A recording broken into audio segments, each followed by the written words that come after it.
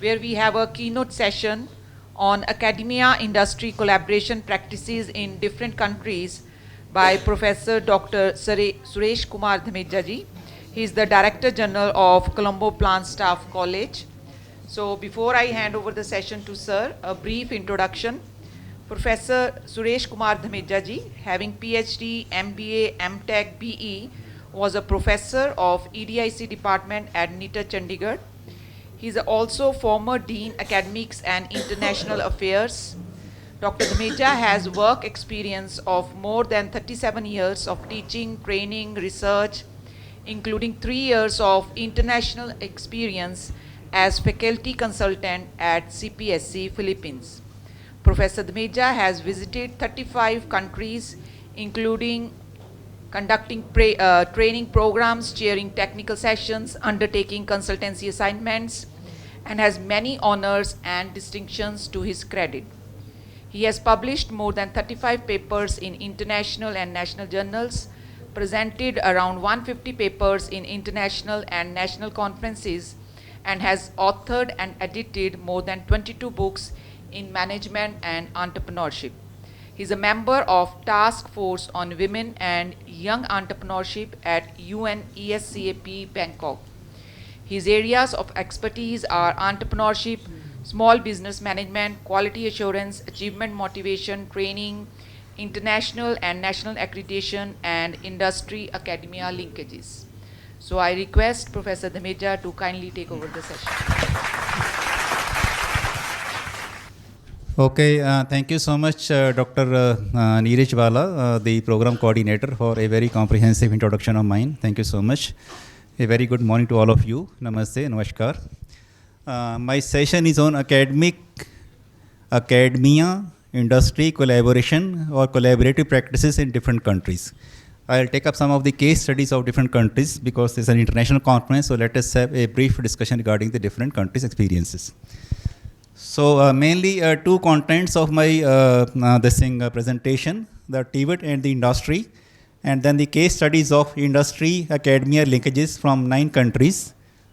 Let me start my presentation with a quotation by the former US President Barack Obama, where he says, America cannot lead into the 21st century unless we have the best educated, most competitive, which will come only from the industry academia linkages only. So we used to have industry academia interaction. Now we talk of industry academia linkages. The next is industry academia integration, integrating the industry with the institutions. That is the last stage. Next, please. This is a very famous quotation by Dr. Kusumbing, Lourdes Kusumbing. She is a lady, now she is no more. She is the former Minister of Education, Culture and Sciences, something like that. In fact, I went with her to Vietnam way back in 2007. We did an international conference together in Vietnam. She was at that time around 82 years of age, a very energetic lady at that time, but now, of course, she is no more. So she gave a statement in one of the UNESCO UNIVOC conferences in Bonn, Germany. And that sort of a statement became like a tagline for the TVET sector. So she said, if education is the key to the development, then TVET is the master key, which opens the doors to the poverty alleviation and greater equity, justice and fairness, particularly for the most vulnerable and marginalized groups in our societies. So if education is the key, then TVET is the master key. Because in the TVET, you provide them not only the knowledge, but the skills also. So when a person has got the skills also, then he or she can survive on his own. He can get a job very easily because he has got the skills. He can set up his own small-scale business or a small enterprise also. So he removes his poverty. He generates employment. He employs other people also. Next, please. So if TVET is the master key, then I say partnership with the industry is that mold in which we cast that master key. You see, since we have a little more, few additional participants over here, if we talk of let us say the medical stream basically.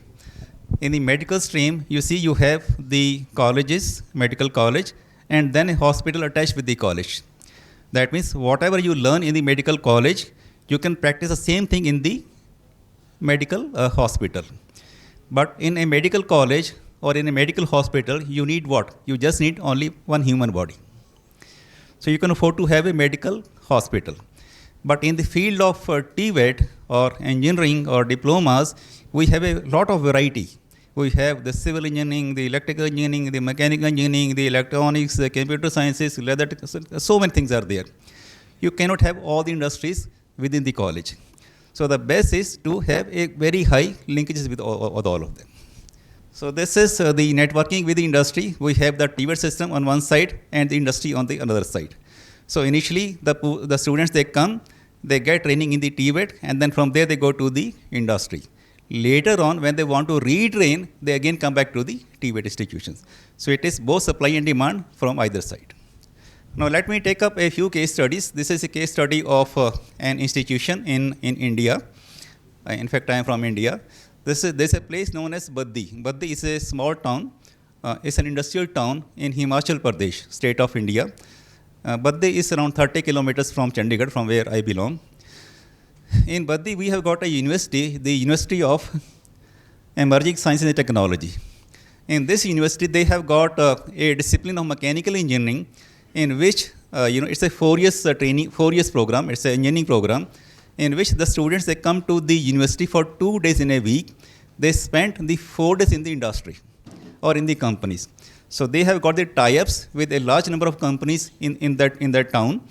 So all the students for all these 4 years of mechanical engineering, only 2 days in the institution or university and 4 days in the companies. So that is industry, academia, you call it as linkages or integration. That's a perfect example. And all the students, they get more than one employment before they graduate their degree. This is the case study of another in India. This is BITS Pilani. BITS Pilani is one of the premier institutions in the country. In fact, we talk of the IITs in India. BITS is at par with the IIT. In fact, BITS was given, the government of India, they told BITS to take the IIT status, and they refused to take the IIT status, because in the IITs, they are all government bodies basically. So they have a reservation system. This much percentage for the OBC, so they have almost 50% reservation, where the merit is quite low in the case of reservation. But it is a private, so there's no reservation. Everything purely on merit. Now in the BITS, now they have their campuses in Goa, in I think one more place, and then in Dubai also. So they have 4 campuses now, but BITS Pilani is the main campus. Now in BITS Pilani, they have a system known as the practice schools. So they offer a 4 years degree program, a bachelor's program, and then of course the master's and degree, PhDs also. In their bachelor's program, they have known as something practice school 1 and practice school 2. So in practice school 1, for the 2 months, the students go to the industry, go to the companies. In the practice school 2, the entire 1 semester, 6 months, they go to the industry. That's okay. Now when the BITS Pilani, when they hire the teachers, some of the teachers, around 30 to 40% of the teachers, when they are hired by the BITS Pilani, they're stationed in the industry. So they never come to the BITS Pilani. They're always permanently stationed in the industry. They get the money they get the salary from the BITS Pilani, but they're stationed in the industry. Because when the students from there goes to the industry or to the companies for the PS1 and PS2, so these people, they take care of those students. Right, next please. This is the case study of our NATER system. I am from NIT Patiya, Chandigarh. My colleague Dr. Neeraj Bala, and we have 2 colleagues also from NIT Patiya, Chennai, Dr. Usha, the director, and one more professor from NIT Chennai. We are offering, we are not offering any BTech program. We are offering MTech programs. So our MTech programs are highly industry oriented and practice based. Highly oriented. So the MTech is not only not theory, but it is highly skill thing is also there. We are offering even the PhDs. So when we take the scholars for the PhDs, they spend the initial 6 months in the college for their coursework, basically taking two subjects. The remaining time they are stationed in the industry. They are stationed in the industry. So they take up the problem from the industry. That is they're part of the PhD basically. That's their title, you know. So they spend the entire 2.5 years in the industry only. So that is industry academia integration basically. We are offering MTech model programs. In modular programs, like some people from the industry or from the polytechnics, those who want to undergo, let us say, MTech programs, now they cannot come for 2 years to the college, to our institution, because it's a 2 years program. So we have designed a program in which we offer the, on a modular basis. So they can come for 5 weeks in the summer vacations, June, July, 5 weeks in, this, in winter vacations, December, January, and then they complete their MTech program. That's a 3.5 years program, right? And then we have the, FDPs. We are conducting almost 400 FDPs every year. We are training 50 to 60,000 teachers every year in Greater Chandigarh only. And all the FDPs have more than 30%, contribution from the industry side, This is a case study from the Philippines. Right now we are in the Philippines, so I'm taking from the Philippines. There's something known as the dual tech center. Dual means a part in the industry, a part in the institute. Dual. Dual Tech started in the Philippines, in Manila in 1982 and in Kanabulang state in 1991 as a social development project to help alleviate the widespread poverty in the Philippines. So there's a lot of poverty in the Philippines because, like, we are staying in the Manila, that's all, high-rise buildings. But if you go to the south, the interior of Philippines, there's a lot of poverty there. So this institution, they take up the students, the students, they train them on different technical vocational skills in a dual system, a part in the college, a part in the industry, right? Through vocational education and training programs, adapting the German dual training system to the local conditions. Next, please. There are various delivery modes in the implementation of the TVET in the Philippines. Some are school-based. School-based means purely knowledge system, community-based, and enterprise-based. The enterprise-based delivery involves the participation of the private sector, that is the industry or the companies. Enterprise-based programs like the apprenticeship and dual training systems are carried out within the firms. Next, please. Now let us take up the case study of the Germany. Germany is the Mecca of the TVET. If you talk of TVET, which is the Mecca, Germany is the Mecca, right? Okay. Germany is the first country which moves towards the capitalization of knowledge. In the 19th century, they set up an institution known as Technische Hochschulen, which was giving service to the industry. It is basically the institute giving service to the industry. In our countries, you talk of Nepal, you talk of Pakistan, you talk of India, it is the industry which gives something to the institutions. But here it is from the institution to the industry. They set up a lot of technical universities in 1960s, attracted huge investments. They raised industrial performance. They gave a technological push. So new technology was being generated, competent manpower, and new technology to the industries. Next, please.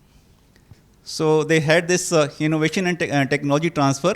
So there were technology relay centers throughout the Europe, which were relaying technology to the Europe. And then this is their model basically. So we have, like a university, and then the research laboratories, chambers of commerce and industries, and with the government. So it is like a tripartite arrangement basically. It is the college or the university, industry, and the government, and research laboratories also, so they're helping each other. Next, please. So this is the dual system of Germany, in which a part in the TVET, a part in the companies, right? It's written over there.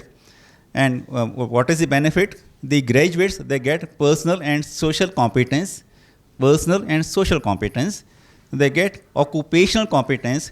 They get methodological competence. So when you are studying in the college or in the university or in a technical vocational school, so you get the knowledge. You go to the industry or the companies or the firms. Basically, you get the knowledge. You get the skills from there.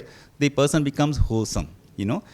Not only the knowledge, not only the skills, but even the attitude also. Because when you're working in the industry, you obtain those attitudes, right? So knowledge, skills, and the attitudes. Next, please.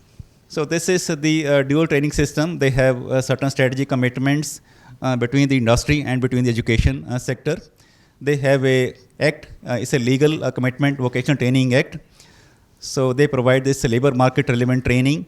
acquisition of, social skills, personality development, motivating situation, earning and learning. This is also like a sort of a co-op system, like our Professor Shresha was talking about the dual the co-op system on the very first day. Like if you go to like Canada or USA or this country, so they have something known as a cooperative system, co-op system. Like, like my daughter did her MBA from Canada, so co-ops are better than the normal thing. So she did her MBA in the co-op. So they have a 7 semesters MBA, they call it as a term, 7 terms basically, each term of 4 months. So it's a 28 months MBA co-op, 28 months. In the very first term, the students, they go to the university. Second term, they go to the industry. So the industry comes, the firms comes to the university. They choose the students, they select the students, they interview and then they choose them. So third term, they again come back to the university. Fourth, again they go to the industry. Fifth, again to the university. Sixth, again to the industry. And the last in the university. So for 3 terms of 4 months each, that means for 1 year, they can go to different, either the same company or different companies also. So they spent almost a year, not almost, but a year in the industry as a part of the MBA program, MBA co-op program.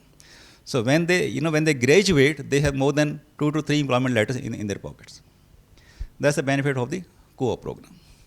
And those students who are not able to crack those interviews by these companies, for the co-ops, they get a general MBA, which is not very much in demand. Next, please.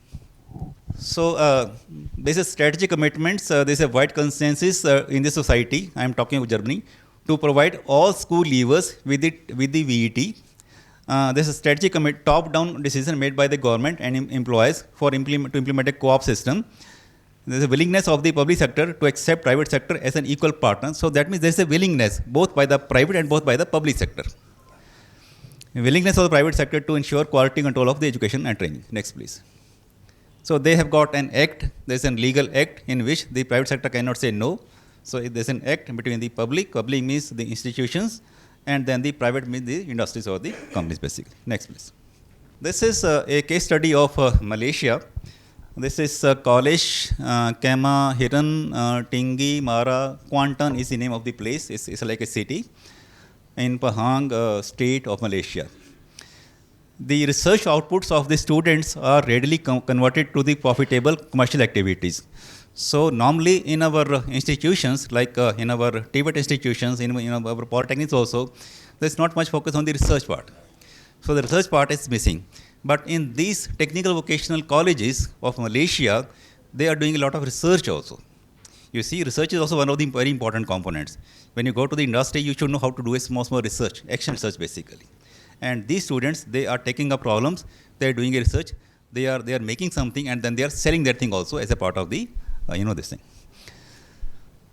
And are patented by the My IPO and trademark. A total of 11 inventions of the students are already patented and commissioned by the, because we go to this institution as a part of APEC accreditation, and we have a lot of case studies of APEC, institutions in Thailand, in Malaysia, in Mongolia, in India, in Pakistan, many countries, wherein these institutions, which are getting, let us say, platinum awarded or gold awarded or silver awarded, so they are doing a lot of work in the field of research also. Because that part is missing basically. So sponsored research, taking up a problem from the industry as a consultancy project or as a research project from the industry, solving, they can make a team of the teacher and the students, solve that problem and then get the money for that also. Next.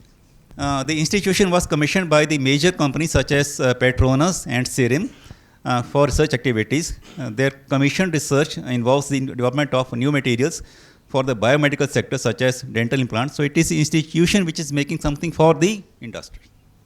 Next, please. This is another from Malaysia, Polytechnic Kota Bharu. There's a very high participation rate from the teaching, almost 82%, and non-teaching. Non-teaching is more, around 95%. Staff in research and development activities is achieved, manifesting the institution's highest regard to the culture of learning through the research. Learning through the research, rather than learning in the classroom, they learn through the research. Profits shares for research proponents were increased to 80% to further incentivize the teaching and non-teaching staff who are embarking on commercializing their research products. Next, please. This is another Polytechnic Port Dickson in Malaysia. R&D findings are utilized in program planning and implementation to a large extent. All R&D products are licensed or copyrighted and widely marketed through international innovation product competitions. Excellent and active research outputs products are being commercialized. Next, please. This is a case study of Korea. In Korea, okay, let me read. There's a group of enterprises. You see, they have something known as a cluster.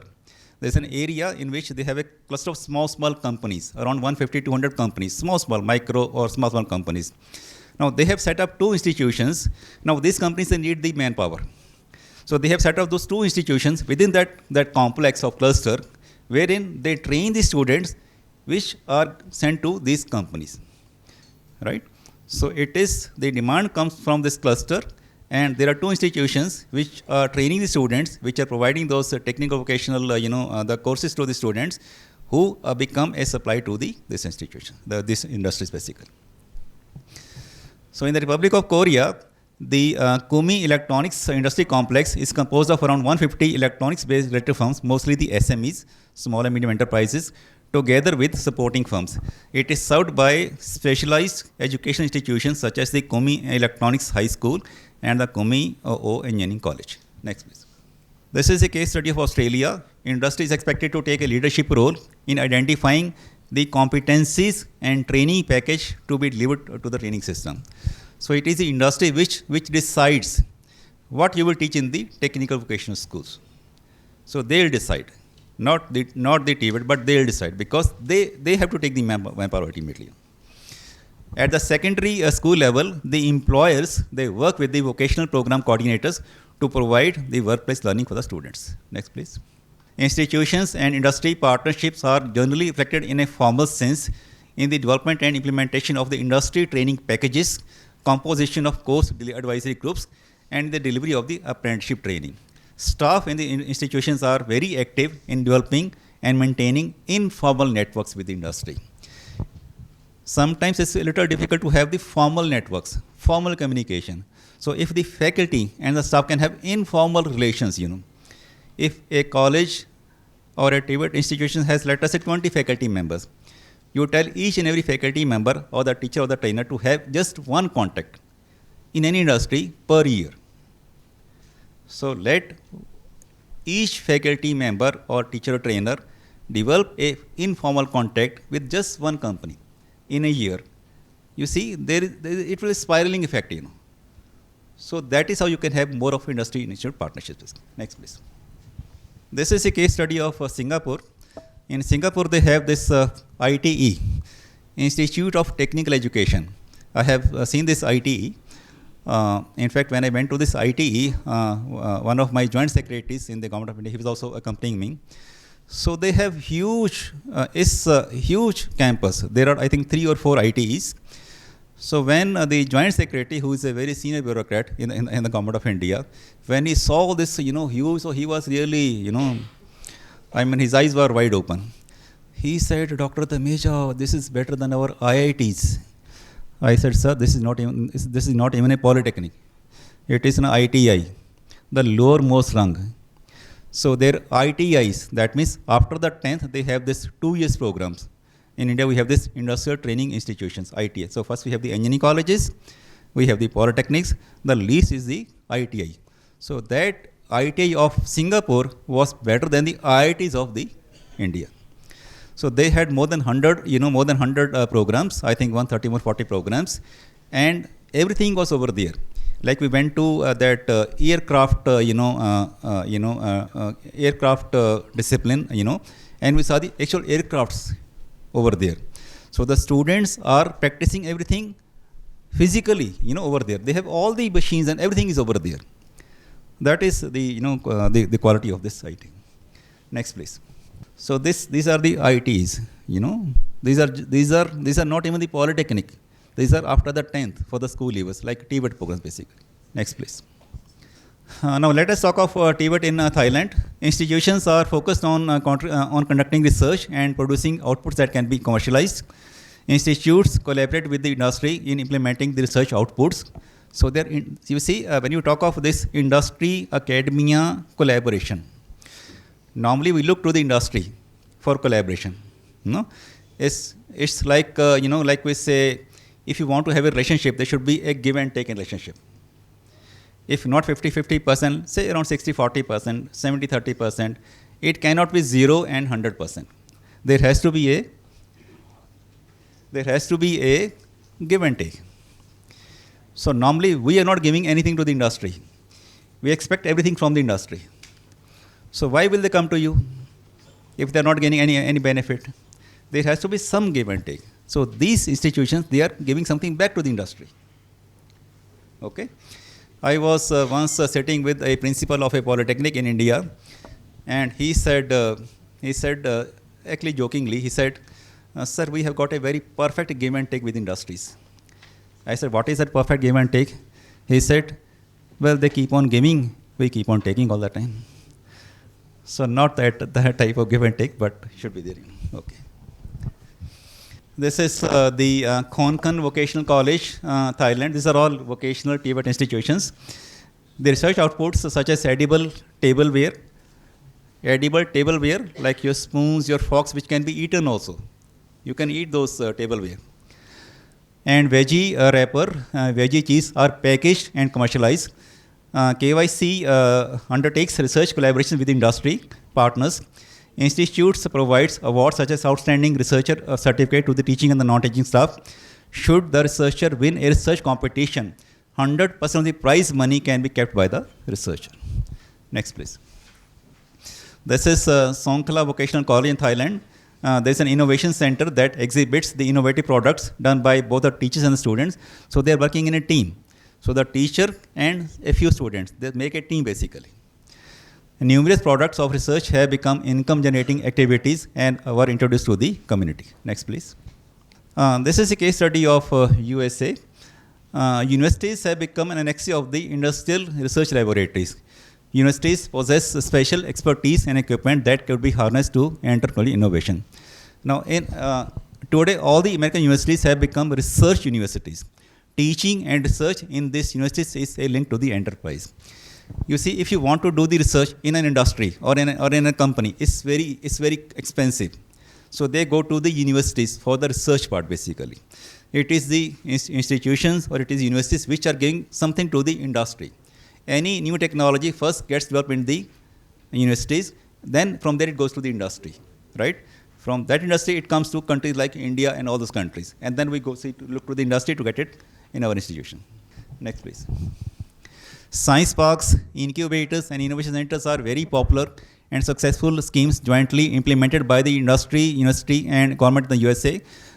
There's a creation of new technology, new products, and new processes facilitated, leading to employment and income generation, and the proportion of sick industries is reduced. Next, please. So this is like if you see in the USA, we have the industry, the university, and the government. It's a tripartite. The institution, or the university, government, and the industry. They are working in tandem. They are working in unison, basically. Creation, which leads to creation of the science parks, incubators, innovation centers, through which new technology-based firms come up. And these new technology-based firms, what is new? Is a new process, or a new technology, or a new product.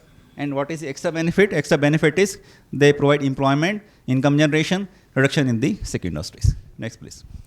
Some of the corporate sectors like IBM and Motorola, they have set up the corporate universities in which they are building world-class employees who make world-class companies. In fact, all the world-class companies, they come from the USA only. You talk of Facebook, I think coming from USA only. The MIT has set up a local foundation also. And they have this SMEs also who are providing this, business, circles, university intervention, capitalizing on the knowledge, all these things. Next, please. So they again also have an act known as School to the Work Opportunities Act in 1994, in which they have the local partnerships at the local level between the institutions, employers, professional bodies, and then the educators. Okay, through which they provide this work-related activities in which they include the work experience, industrial knowledge, on-the-job training, workplace mentoring, positive work attitudes, employability, all those things. Next, please. Now, the USA has got a lot of community colleges. USA, Canada also, they have a lot of community colleges. Next, please. This is the largest and the fastest growing sector of the higher education in US. They ensure that the people of all socio-economic backgrounds, from the new immigrants to the laid-off workers to those who have advanced degrees, have access to this skill-based education. So there are a lot of community colleges in a specific community where you can go and you can attend any specific skill over there. I have gone to many community colleges in Canada, I think more than 10. And I have seen these students who are aged 60 plus, even 70 plus, and some 20-25 age also. Anybody can go and they can learn over there. So they learn all those knowledge and skills over there. Then when they come out, they can go to the job market in the specific area, specific community basically. Next, please. This way you can skip. Next, please. This way you can also skip. So we have around 1,200 regionally accredited US community colleges, and they are giving 11.5 million. They have 11.5 million students. Next, please. 46% of the all post-secondary students in the US begin at their community colleges. So almost 50% of the students post-secondary, they go to the community colleges, not to the universities, but to the community colleges. But they have a scheme, you spend 2 years over there, you can go to university, another 2 years, and then you get a degree also, graduate degree also from. The alumni include the Pulitzer Prize recipients, chief executives, scientists, governors, US congressional representatives, producers, actors, athletes. Next, please. So the student enrollment, it is accessible, convenient, flexible hours. You can even go in the evening also. They have morning sessions, evening sessions, night sessions. Anyone who is working, he can join a evening program. So it is very convenient. Affordable, low tuition and fee, adaptable, responsive to the local and regional needs, and accountable. They meet the standards established by the regional accrediting agencies. They are all accredited basically. Next, please. So this is their funding, this thing. So state funds almost 38%, then 17% tuition, 20% local funds, 15% federal funds, and then the 9% others. Next, please. Next, please. The classes are taught by the faculty with advanced degrees as well as by the instructors experienced in the field. So the resource persons are both the academicians and people from the industry. Next, please. Programs are designed for students' success. Next, please. Small classes, 25 to 30 students, they provide more opportunity for dialogue. Next, please. They are responsive to the labor market also. The college works with the industry to determine what type of learning and skills students need to enter into the workforce. So they take the feedback from the industry or from the local companies, what basically you need the people to learn, right? Students are educated and trained for the jobs available in the community. Hands-on, progressive, customized training and learning opportunities are provided. Next, please. The US community colleges are at the forefront of the healthcare. Almost 60% of the healthcare employees, they come from the community colleges. Homeland security, around 80% of the people from the homeland security, they come from the community colleges. The teachers, around 50%, they come from the community colleges. And also they're into the environmental sustainability also. Next, please. So this is their support model. They have community colleges. We have the universities, they can, after their 2 years in the community colleges, they can go to university, spend another 2 years over there, and then they get a undergrad degree over there. Government support, community support, industry support. So, government support, industry support, community support, and then the university support also. Next, please. Some of the testimonies by Bill Gates. Community colleges have always been driven by what is most relevant to the employment market. So, what the employment market needs, you get the feedback from there, and then you train the people accordingly. Next, please. Barack Obama says, community colleges are a vital component of our higher education system, serving almost 50%. Actually, it is 46%, but around 50% of the undergrad students in the United States. Next, please. The wife of the current US president, for the Joe Biden, his wife, Dr. Jill Biden, she was teaching in a community college. She says, I have witnessed, doctor means she's a PhD basically. I have witnessed firsthand the power of a community college lives, and I think that the smaller class sizes the nurturing environment and the personal contact makes a difference in the supporting students. In my classes, I get to know my students well and I am able to partner with each of them to help them succeed. Next, please. I go to my concluding listening remarks. Synergy from the, it's like a story, I normally end with the stories. Synergy from the from the networking. You know what is synergy? Synergy when 1 plus 1 becomes 3, or when 1 plus 1 becomes 11 and not 2. That is synergy. Next, please.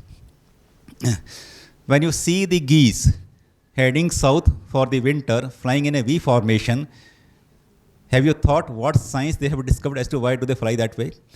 When this geese, Siberian geese, when they come from Siberia in Russia to this area, south like India, Pakistan, they come over here, they're flying in a V formation always. So why they're flying in a V formation?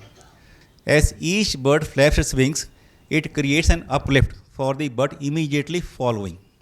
So by flying in a V formation, the whole flock adds at least 71% greater flying range than if each bird flew on its own.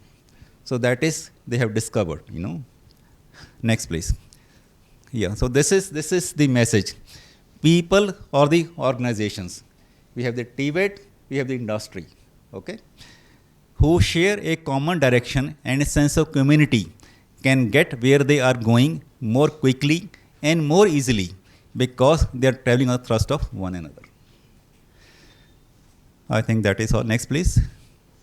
Next. This we can skip. Next, please. Okay. So I think that is all. But I am already a little, ahead of the. My time is already over. No? Thank you so much. Thank you. Thank you, sir, for sharing your views and your experience about the education system in different countries. Since we have participants from different countries also, and in the evening they will be sharing their views. So we will be having the views from different countries. Thank you so much, sir.